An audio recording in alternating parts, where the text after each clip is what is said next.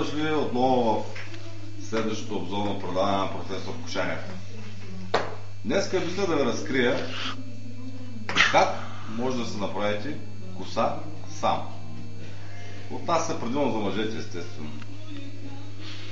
Но от седмица бях на конференция в Кайро и открих там един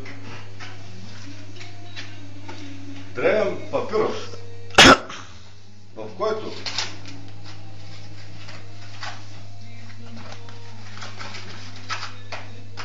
пише, вижте какво. Как може човек да се направи сам коса? Първо, лъскаш бастуна, събираш материала в шепа, за по-разкрепостените може да помогнете на някой. Така, мажеш я върху главата си и когато пораснат хуйчета, изрязвате хуйчетата и остава вълната. Единственият проблем обаче е, че ставате къдръм.